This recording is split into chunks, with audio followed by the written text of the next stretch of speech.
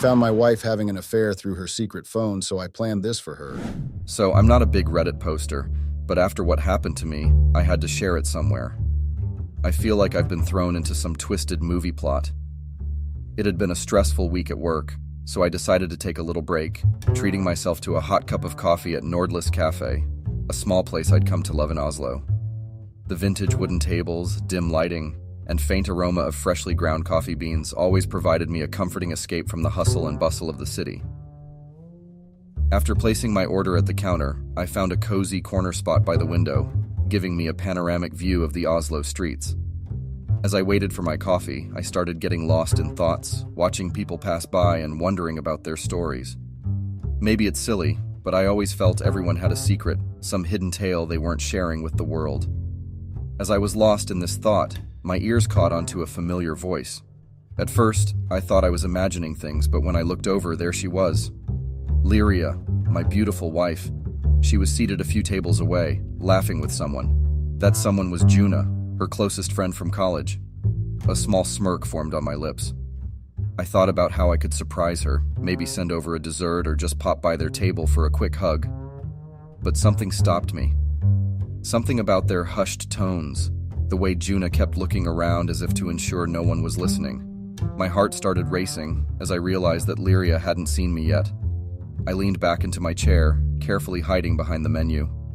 I told myself I was just being paranoid. But then I heard it. My name. I don't know, Juna. Sometimes I feel like I made a mistake with Zephyr. My heart sank. The words hit like a punch in the gut. I wanted to shout, to stand up and ask her directly what she meant. But my body froze, and I continued to listen, hoping against hope that I'd misunderstood or that there would be some clarification.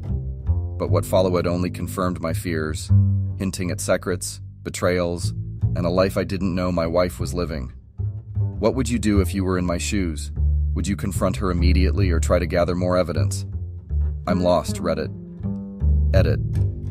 Thank you for the supportive comments. I never expected this post to get so much attention. I'll keep you updated on what unfolds next. Okay guys, first off, thanks for all the comments and DMs from my last post.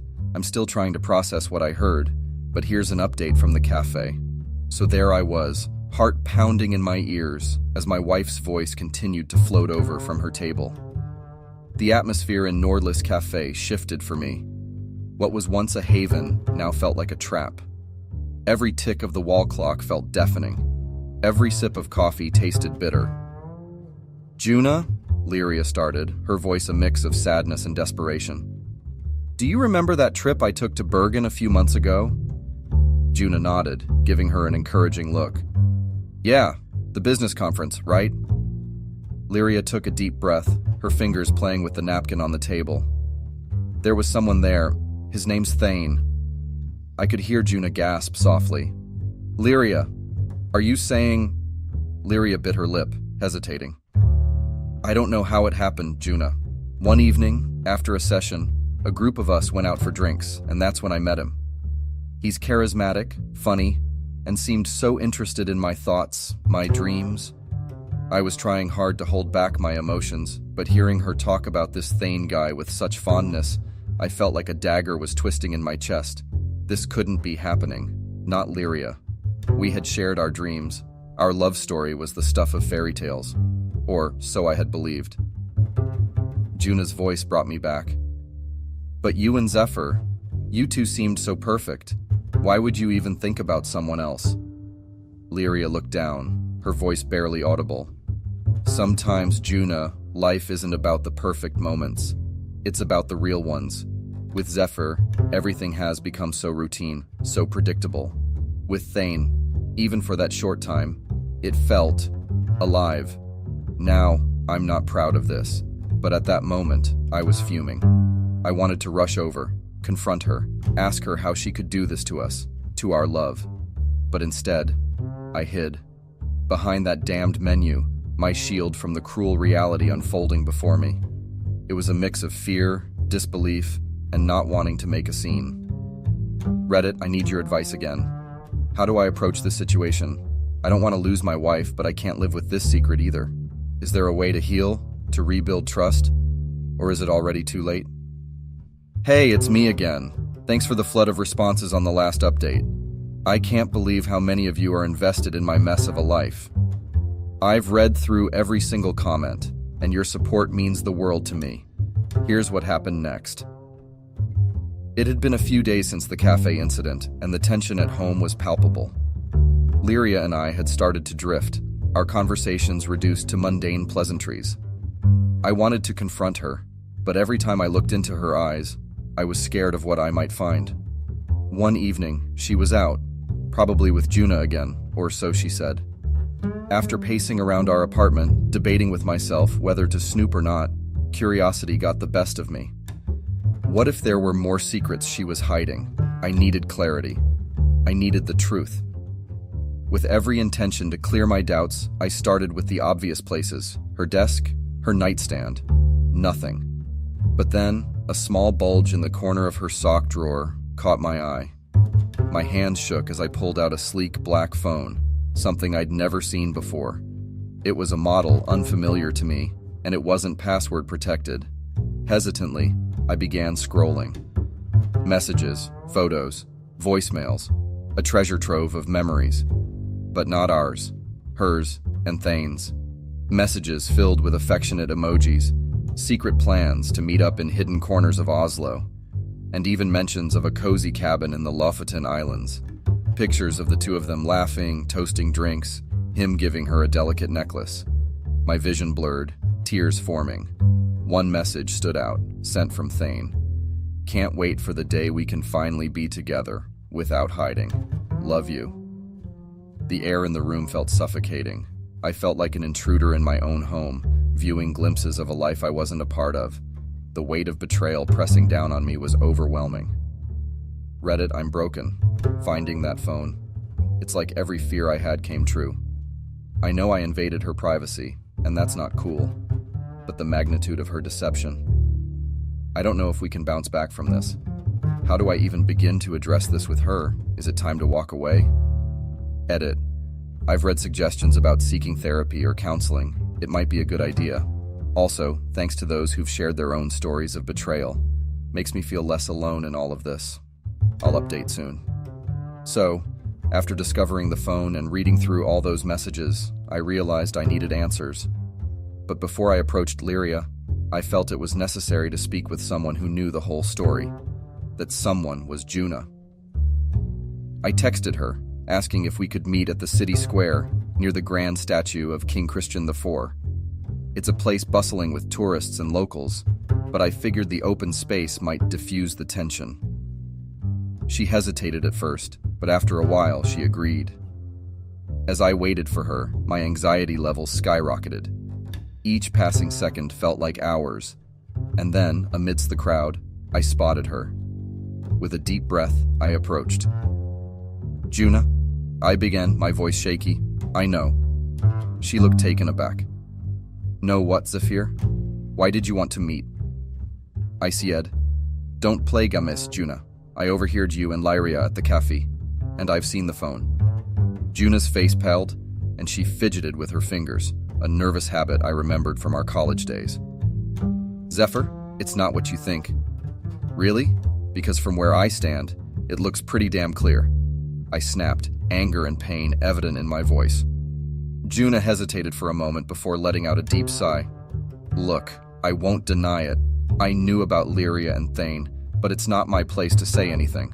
I was trying to be a good friend. I scoffed. A good friend? By hiding the truth? By watching as my marriage crumbled? She looked down, her eyes glossy. I thought you deserved to know, Zephyr. That's why I let Lyria talk that day at the cafe, hoping you might overhear. My eyes widened in shock. So you knew I was there? She nodded slowly. Yes, but understand this. It was all out of concern for you.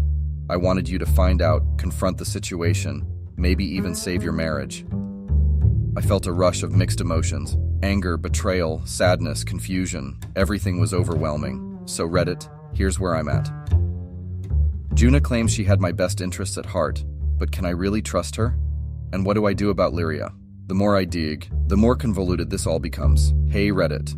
First off, I can't thank you enough for the continued support and advice. With everything that's been happening, I found myself reflecting on the past, back to the days when everything was simpler. I felt like sharing a bit of our history might give you all, and maybe even myself, some more insight into what went wrong. Rewind to the early 2000s in Tromsø, a picturesque town with its midnight sun and aurora borealis. The place where our story began. Lyria and I were both attending the same high school. It was the sort of school where everyone knew everyone, and the crisp Arctic air filled our lungs with dreams and aspirations. Our story, classic. We were in the school's drama club, preparing for a rendition of Romeo and Juliet. Guess who played the star-crossed lovers? Yep, us. As cliché as it sounds, our onstage romance blossomed into real-life affection. Our dates comprised late-night walks under the auroras, sharing dreams of a future together, holding hands and feeling like the world was at our feet. With her sun-kissed hair and radiant smile, Lyria was the talk of our grade, and she chose me. We had our fair share of ups and downs, of course. Jealousies over co-stars in other plays, petty high school politics, disagreements on our future directions. But we overcame them all. By the time graduation rolled around, we were inseparable. The golden couple of our year. Everyone thought we were destined for each other, and for the longest time so did I. However, there was this one incident that has been nagging at me lately. Senior year, a rumor went around that Lyria had been seen at a party, getting a bit too close to a guy from the year above. I confronted her, and she cried, swearing it was a misunderstanding, and I believed her. But now, with everything unraveling, I can't help but wonder, was our love story always built on shaky ground? Was I always wearing rose-tinted glasses? There you have it, Reddit, a glimpse into our past. I guess what I'm trying to understand is, was it all just a facade? Did the cracks appear long before I noticed them? It's hard seeing your treasured memories in a new, dubious light. Reddit, it's me again. I need to get something off my chest, something I never thought I'd share. It's about a night I spent with an old friend, Alina. The weight of Lyria's secrets and Juna's revelations felt like a noose tightening around my neck. One evening, needing to clear my head and find solace in something familiar, I headed to our favorite pub in the city, the Northern Lights. To my surprise, seated at the bar with a glass of wine in hand, was Alina. We'd been close friends back in university, sharing classes, laughs, and life's ups and downs. But over time, with commitments and life's chaos, we drifted apart. "Zephyr!" she exclaimed, her eyes wide with surprise. It's been ages. We caught up on life, and the more we talked, the clearer it became that she knew nothing of my marital struggles. There was a comfort in that innocence, a break from the reality I was drowning in. Several rounds in, Alina's gaze shifted. "You know, Zephyr," she began, her voice soft and hesitant. "I always thought you and I, well, we had something. A spark, maybe? I had feelings for you, but you were so in love with Lyria, I never acted on them." I was taken aback. This was a side of Alina I never knew, a chapter of our history I'd completely missed. The evening grew late. The pub's ambiance shifted to a soft, dreamy hue. Vulnerabilities unveiled, and in a mix of alcohol, nostalgia, and a desperate need for connection, we found ourselves in her apartment. The morning sun brought clarity and guilt. As I woke up beside Alina, memories of the night before hit me like a tidal wave. What had I done? Reddit, I've made a mistake. I'm not proud of it. I never imagined myself in this situation. Now I feel I've stooped to Lyria's level. How do I deal with this guilt? Where do I go from here? Edit. To those who've been in a similar situation, your stories are helping me process. To others passing judgment, I get it. I mess it up. I'm only human, trying to find my way through this mess. Hey Reddit. Things have taken a turn that I didn't anticipate. Remember the phone, the secrets, and the betrayal. It's time for some raw truth. Last night, Lyria approached me, her eyes swollen from crying. "Zephyr," she began, her voice trembling. "I can't keep this hidden anymore." My heart raced, preparing for the storm. "Go on," I prompted. She took a deep breath. "Yes, I've been seeing Thane. But it's not as simple as you think. I felt trapped in our marriage.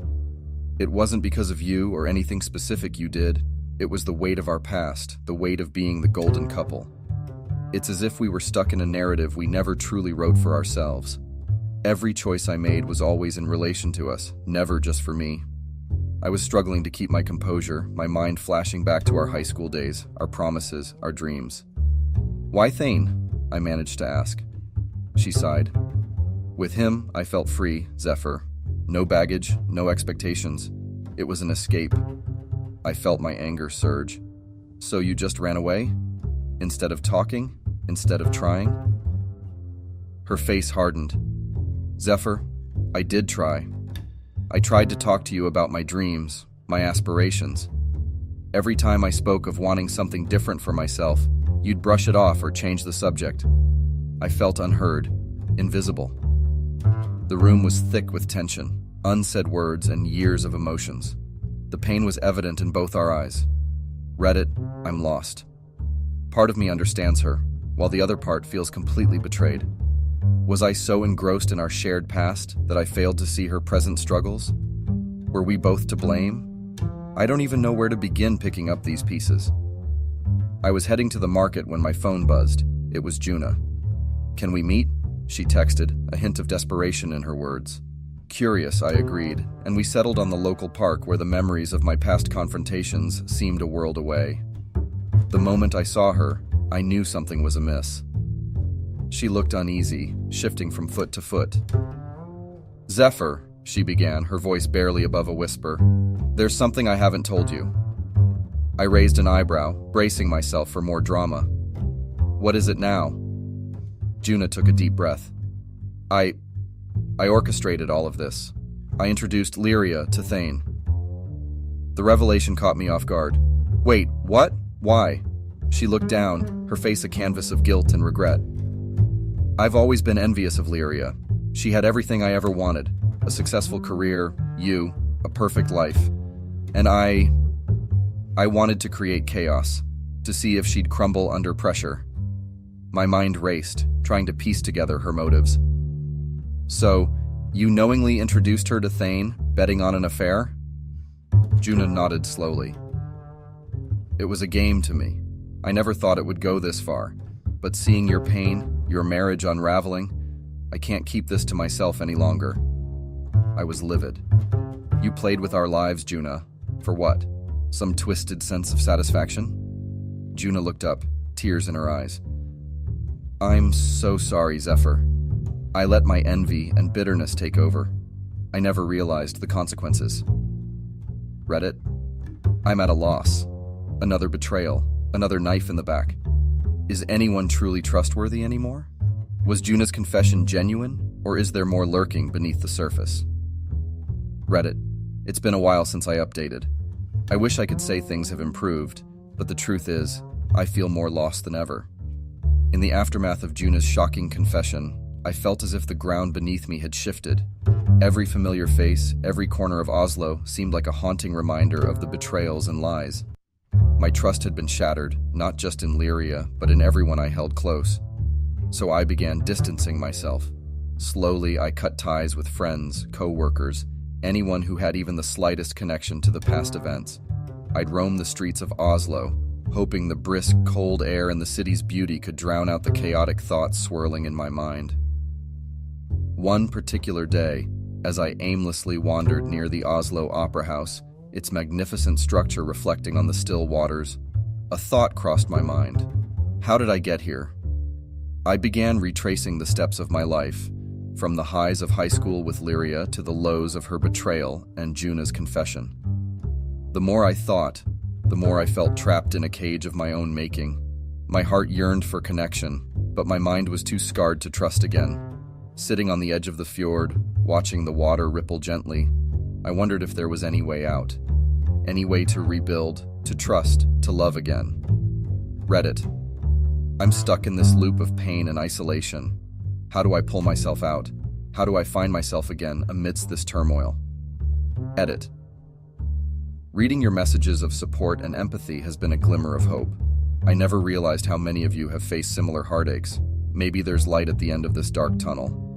I'll keep pushing through, one step at a time. Reddit. This will likely be my last update.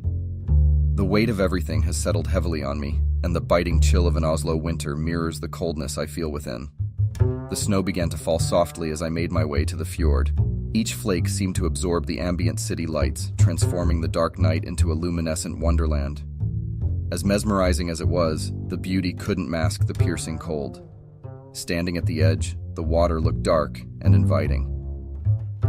I watched as tiny snowflakes met the surface, their brief existence melting away. Much like the fleeting moments of happiness I'd experienced, I couldn't help but draw parallels between the tranquil yet treacherous icy waters and my life's journey. There was a deceptive beauty to it all. The love, the betrayal, the heartbreak. From the passionate days of youth in Tromsø with Lyria, to the dark twists and turns that life threw at us. I wanted answers.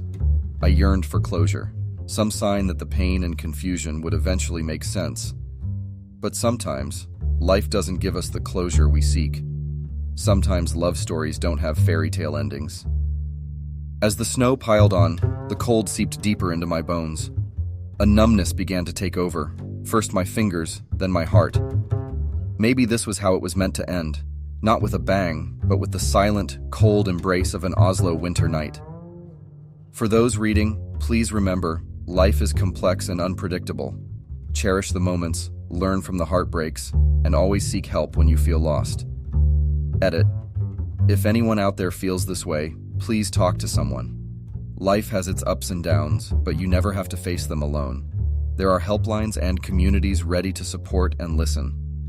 Hey all, this is going to be a lengthy post, so brace yourself. I am a 44-year-old married man. I knew what I wanted in life from the very beginning. A decent paying job, a loving wife, and beautiful kids. That was my plan for life. And I got all of it. Well, almost all until things came crashing down. I caught my wife red-handed cheating with my son's best friend.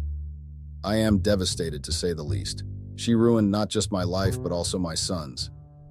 I just wanted somewhere to pour my heart out with my story. I found out that this was a perfect place for people like me to let it out and find comfort from others. Let's back up for a bit till we get to the juicy parts of the story. I know that's what you guys are here for. So let's start from how it all started. My wife, Bella, and I have been married for the past 20 years. We got married when we were very young and just starting on with our lives. Initially, we were very happy, like two love-struck people, and loved every second of being together. Bella had always been a very attractive woman. I might admit that when we started dating, I was always uncomfortable with the way guys used to look at her, always judging as to how a pretty woman like her could be with an average-looking guy like me. And although I was uncomfortable with the way men used to look at her, what concerned me even more was the way she looked back at them, giving them flirty glances and flashing a smile. I guess I should have seen this coming. But when you are young and with an attractive woman, you just want to make that woman your own by marrying her, rather than thinking what could happen to you in the long term. My wife did not have much ambition to work, and I did not mind that. She was a stay-at-home wife that changed very soon. She got pregnant just 2 weeks after we were married. I was elated to hear her being pregnant. On the other hand, my wife did not look that happy. I asked her what the matter was and if she wasn't happy with the news. She said that she is scared and too young to be a mother. I could understand that. I was 24 and she was 21. The fear was understandable. However, I convinced her that I would always be there for her. Finally, after a lot of convincing, Bella finally agreed to go ahead with the pregnancy. Since she was too young and slim, she had a lot of problems during her pregnancy. It was very difficult for me to take care of her and work at the same time. I worked my ass off to keep balance between work and being there for Bella. Every time there was a problem with her pregnancy, she blamed me for forcing her to go ahead with the pregnancy. I ignored it most of the time as I knew that it was just the mood swings and that she did not mean any of it. Finally, she gave birth to a baby boy. We named him Luke. We instantly fell in love with him and wanted to provide him with everything that he ever asked for. We were determined to give Luke the best life possible, showering him with love and ensuring his every need was met. As he grew older, our bond only strengthened, and we cherished every moment spent with our precious son. I started taking up more and more work and got caught up with work most often than not. As he grew older, Bella and I had designated roles in our lives. I was the breadwinner and she was the caretaker. A few years later, Luke started going to school. Bella would take him to school and get him back. I had started my own business, which kept me busy and away from home. I put all my faith in Bella to raise Luke with utmost care and affection. The days I was home, I noticed that Bella would use ample amount of time to get ready just to drop Luke to school. When I asked her about it, she told me that she does not want other mothers to judge her. She even joined yoga classes to get herself into shape. I was a little surprised by this, but anyway, as long as she was happy, I did not mind it. I had a few dull days at work as business was not doing that well. I was spending much of my time at home. I would get up to see Bella get up early and have everything ready for Luke's school. I could see how she cared so much for him. She would dress up and even put on makeup just to drop him off at 7 a.m. I never knew she was so scared of being judged by others to go through all this effort. I suggested dropping them off as I had nothing going on. She hesitated at first and then agreed. I was waiting by the car with Luke when she rushed in to get her phone. She came in and we drove off to Lukey's school. After dropping him off, I asked her if she wanted to eat out as it's been too long for just the two of us. She said that she has to go to her yoga classes at 11 and can't be late for it. I thought it was strange that she cared much more about the yoga class than spending time with me. I promised her that we would be back by then. I took her to her favorite cafe and we bonded. It was refreshing to spend time alone, just the two of us. At 10, she reminded me that she needs to get home, otherwise she would be late for her class. I told her that I could drop her, but she said that she would like to walk, as it wasn't far off. I did not have a choice, so I stayed at home trying to figure out ways to get my business on track. As days passed, I found a new investor and got super busy. I would often leave home by 5 and get back pretty late. Both Bella and Luke would be fast asleep by the time I was home. I wished and prayed that I get to spend more time with both of them. I did not want to miss this time to see my son growing up. One day I left home very early to meet a potential partner. Halfway there, I got a call that due to bad weather, he could not make it and had to reschedule. I agreed on the reschedule and started heading home. That's when I realized that it was almost time to get Luke from school. I figured I could make it in time and zip through the traffic. I could not imagine the look of surprise on both Luke and Bella when they would see me at school. With these thoughts, I rushed to the school. I parked my car as I started seeing all the kids leaving. I tried to spot Bella and Luke. I decided to look for Bella's car, which would make it easier. I found her car and an empty spot beside it. I parked my car beside her car so I could not miss them when they came out. I was getting impatient when I saw her getting out of one of Luke's teacher's cars. I could not understand what was happening. Where was Luke? Why was she getting out of that car? I walked towards them and confronted her. She looked at me with shock and surprise. I did not know if that was because I was here or because I caught her here. She told me that the teacher wanted to show her Luke's test results and discuss it with her. I asked her that the car is not a place for such an important discussion. I am not a fool. She said that he did not want to turn it into a big issue, so he wanted to meet outside of school. She very well convinced me that it was all about Luke and nothing to do with her. There was nothing going on between them. I decided to give her the benefit of the doubt and trust her explanation. However, I made it clear that in the future, any important discussions about Luke should take place in a more appropriate setting, such as during a parent-teacher conference at school. We picked up Luke, who was still at school waiting to be picked up, and left. Even though it wasn't much, that experience gave me cause for concern. I did not tell Bella about it, but was not fully convinced about it. As days passed by, I completely forgot about it as I got hit by a truckload of work for my new business venue. As my business started taking off, I decided to ask Bella if we could now focus on building our family. I wanted us to have another kid that would keep Bella company when Luke would be at school. Luke would have a younger sibling to play with. Bella despised that idea. She did not want any more kids. She was happy to have Luke, and that's it. Bella explained that she felt content with their current family dynamic and didn't want to disrupt their lives by adding another child. She emphasized the importance of giving all their attention and resources to Luke. ensuring his happiness and well-being. Despite understanding her perspective, I couldn't help but feel a sense of longing for a larger family and the joy that another child could bring. I put my desires aside for the sake of Bella and her happiness. I did not want to force her again to have another baby when she was not ready. A few days later, I thought that I should take Bella and Lukey out for a trip. I had not completely mended things with Bella. I was hoping to do that during this trip. I reached home early and could not find her. It then came to me that she might be in her yoga classes. As it was nearby, I decided to walk and give her a surprise. It was strange that there was no one around for the class. There were no cars or even people walking by. I approached the door and was just about to knock on the door when I heard my wife laughing. I stopped in my tracks and ducked quickly. I hid behind a tree as I saw Bella walking out. I could see her yoga instructor put his hands on her thighs. I was enraged and came out of hiding.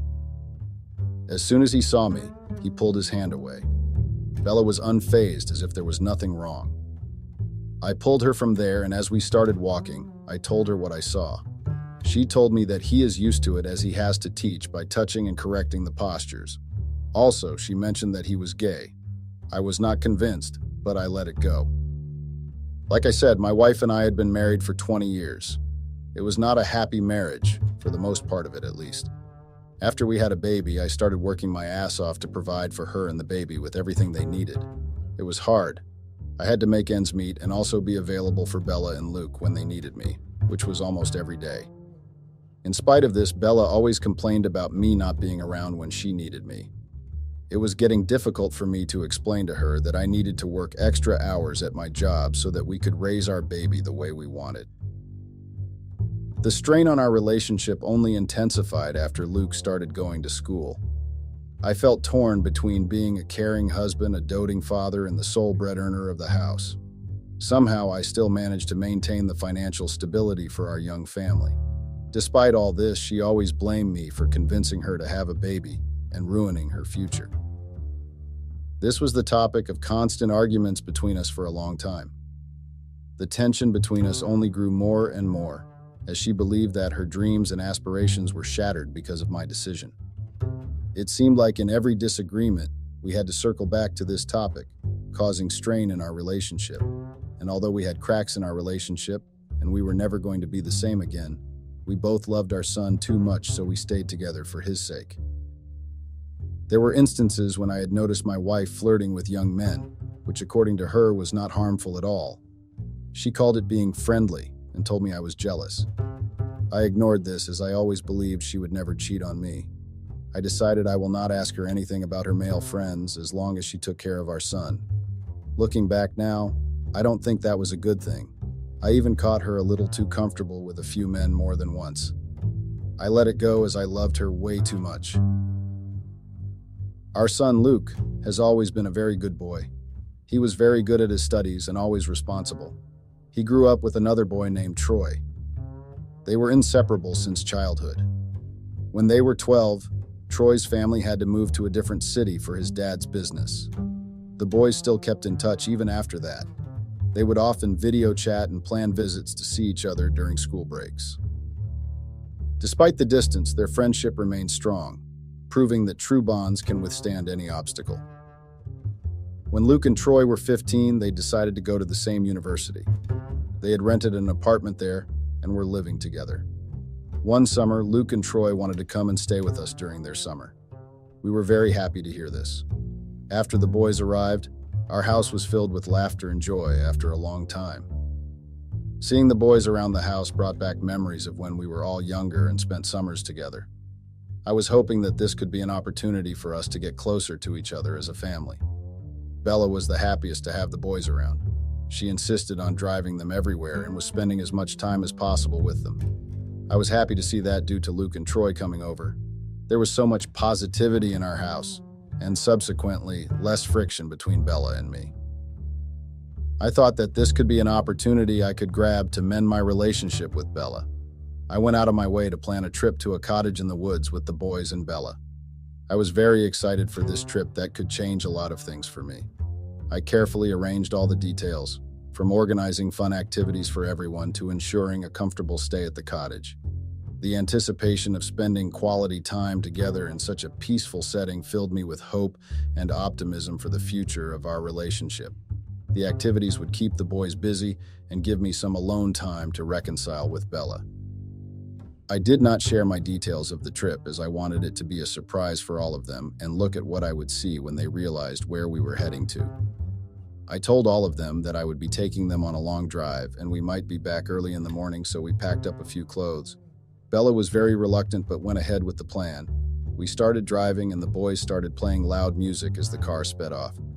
After 3 hours of driving and a few bathroom breaks, we were on the road to the cottage. That is when realization stuck and the boys looked at me amazed. They finally understood what I had planned. We made our way into the cottage and made ourselves comfortable. The boys made plans of what they would do the next day. Everything was going the way I had wanted it to.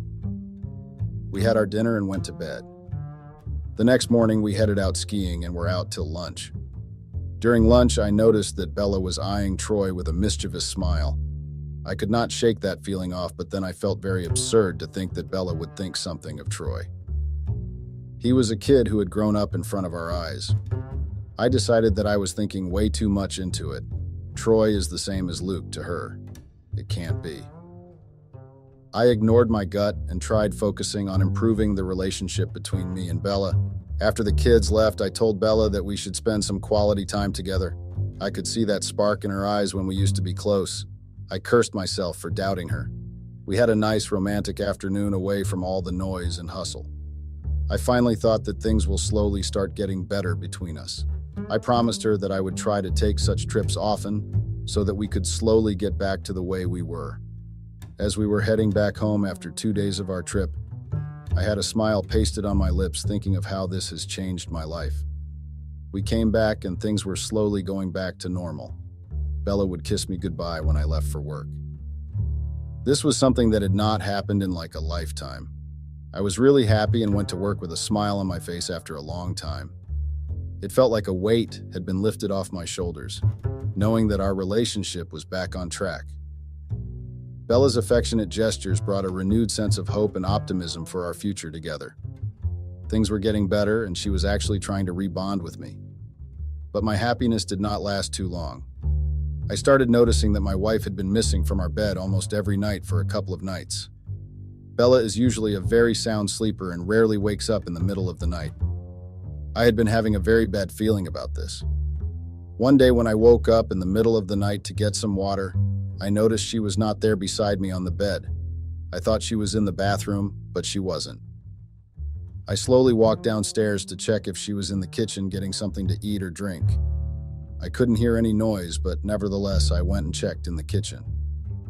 It was all dark and silent. As I started walking back upstairs, I noticed that the door leading to the backyard from the kitchen was open. I was sure that I had locked it at night to avoid any animals getting into the kitchen. I opened the door to make sure that there were no animals and was about to lock it when I heard a noise. I decided to investigate this. I followed the noise and thought it might be a bird or something. I decided to wait for a few minutes to see if it fades away, but it did not, and it kept on coming. As I walked closer to where the sound was coming from, I realized that it was not the sound of a bird. It sounded more like a human's voice. It sounded like someone was moaning. I thought it was one of the boys fooling around with a girl they must have picked up at the club earlier. As I approached the sound of the moaning, my heart sank as I recognized the voice. It had been so long since I had heard this voice, but it was unmistakably Bella's. But who was she with? Was she cheating on me with someone? Who could it be? As all these thoughts raced through my mind, I slowly approached the door to our barn, my heart pounding in my chest. I slowly opened the door, revealing a scene that shattered my world into a million pieces. There she was, locked in an intimate embrace with someone I had never imagined. It was Troy. I could not believe what I was seeing. I was looking at my wife and the best friend of my son in the same bed, naked, making passionate love. How could they have done this to me? And Troy? He was Luke's best friend throughout his life. Luke would be devastated if he comes to know about this. I was full of rage.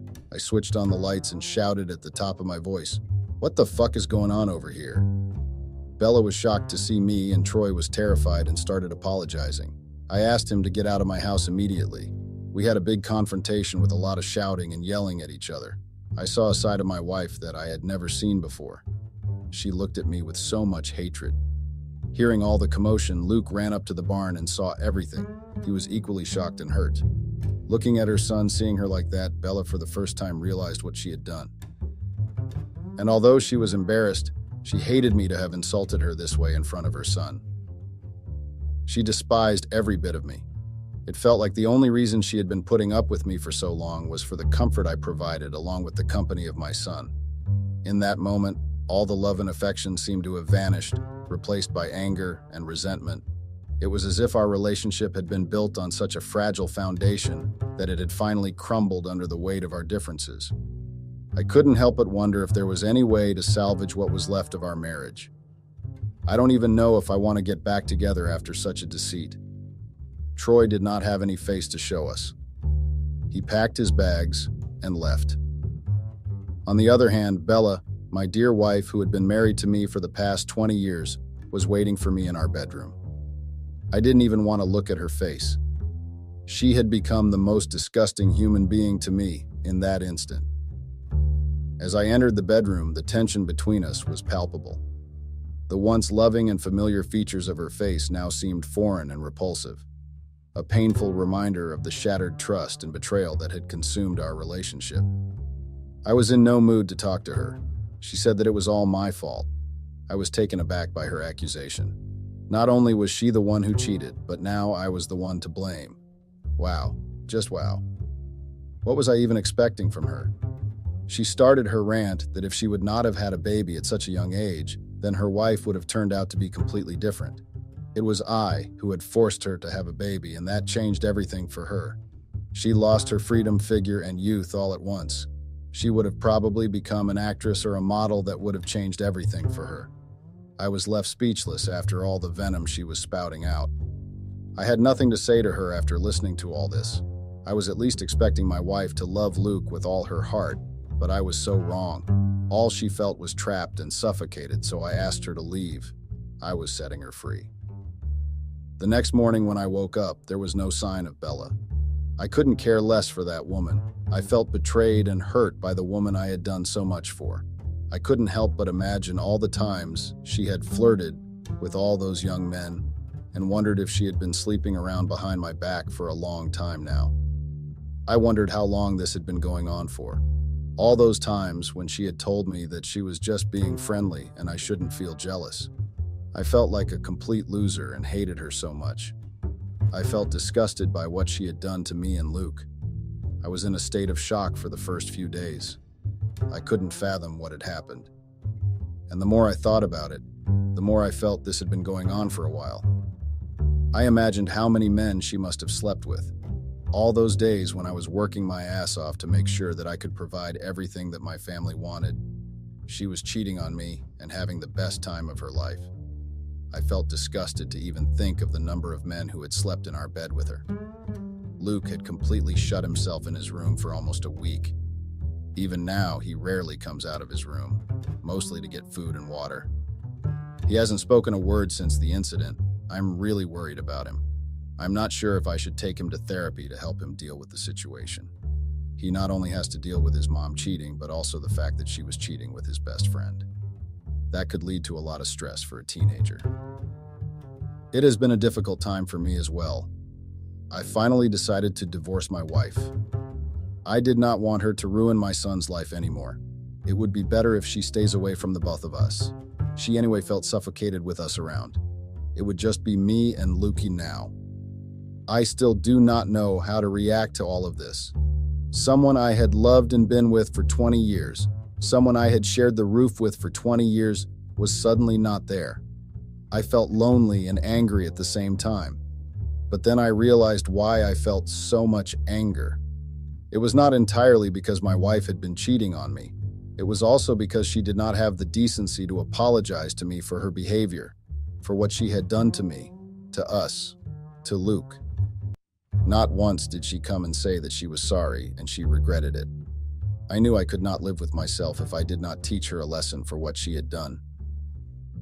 At first, I thought I would start seeing other women to make her jealous and make her realize what she lost.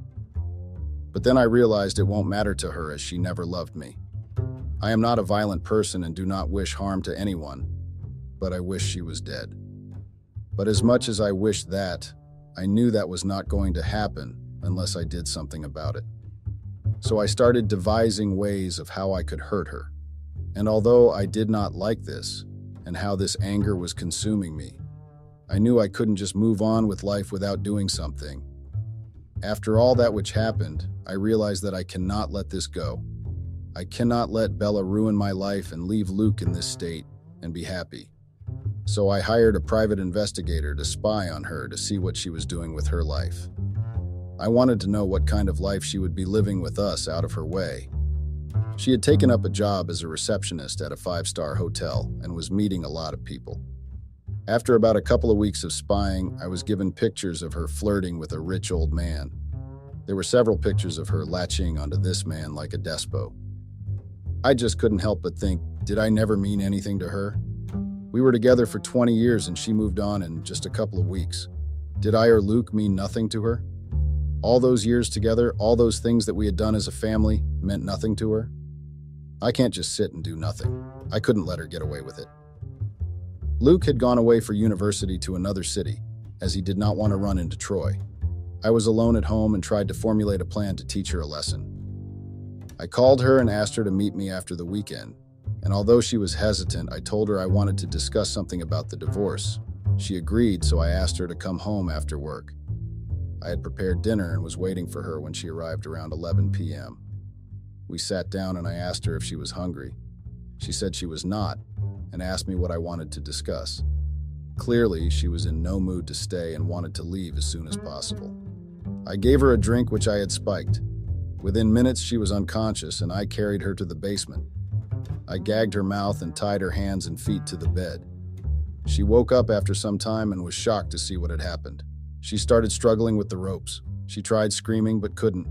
She realized what was going on and was completely terrified. I gave her an injection and she passed out again. I had installed cameras in the basement to record everything that was going to happen in this room. I hired a male escort who would help me with my revenge. I had transformed our basement into a motel room with dim lights so that she cannot make out where she actually is. After my wife woke up, things had been completely different and she felt like she was in a different place. The male escort acted as if she was always there with him. He told her a facky story about how they met at a bar and then ended up in this motel room. The escort started undressing her and she was enjoying it. She was completely in her senses now. She did not hesitate even a little to get comfy. He was young and willing to have sex with her, and that was all she wanted. As I was looking at the recording sitting in my room, I felt more and more disgusted towards her. Is this what her real face is? All she needs is a man to fulfill her sexual desires? I paid the escort and asked him to leave. Till the time it took my wife to wake up, I got the footage from the previous night and sent it to all her lovers that my private investigator has provided me with. I also sent it to her parents and the hotel she was working for. I wanted to ruin her even more. When she finally woke up, she was tied to the bed again and I was sitting across her sipping my morning coffee. It took a while for Bella to understand where she was and what was happening. She started yelling what I was doing in her room. I turned on the lights to show her where she was. She was stunned to know that she wasn't dreaming. She was actually here last night. I took her to the living room, her hands still tied and her face taped. I made her sit and watch the footage from last night. As the footage played, I told her if she ever thought about me or Luke while having fun last night. There were tears in her eyes, but I knew better not to fall for them anymore. I had learned from past experiences that her tears were often a manipulative tactic designed to evoke sympathy and divert attention from her own actions. Despite the sadness in her eyes, I remained resolute in my decision to no longer be deceived by her deceitful ways. I told her what I wanted to tell her, spoke my heart out about all the instances I felt that she had lied and cheated me. This time she took it too far as she hurt not only me, but also Luke. Luke was her son as well. I asked her if she did not think how it would impact Luke when he would come to know about her and Troy. Did he not matter to her at all? Had she never loved him? I could do nothing about it now. I knew that nothing I say or do is going to change, that all our lives have been ruined by my wife's actions. I untied her, asked her to dress up so that I could drop her off to wherever she wanted to be dropped. With a heavy heart, I left my wife at the hotel she was working for and left with the closure I wanted. So, here we are. I am unsure if what I had done was right or wrong. The hurt and the indifference of my wife towards me and my son broke my heart. I would have somehow held on to myself, but Luke, he was a baby. He did not have to deal with all of this. It was not his fault. Why did she have to do this to him? Even after living for 20 years with a person, you cannot be sure if you know them well. I am still clueless about the reasons my wife stayed with me after all that hatred deep down. I am here to share my story and see if there is some advice or guidance I can get from you guys regarding the best course of action going forward. Comments. 1. You Reddit user 1. OP, I am aware of what you are going through. However, I feel that what you have done as revenge was way too extreme. You should just let go of this hatred you have towards your wife and move on. You still have your son who loves you and cherishes you. I believe that you both should move on and stay as away from your wife as possible. Continuing to hold on to this intense hatred will only bring more pain and negativity into your life. It's important to focus on healing and finding happiness for yourself and your son.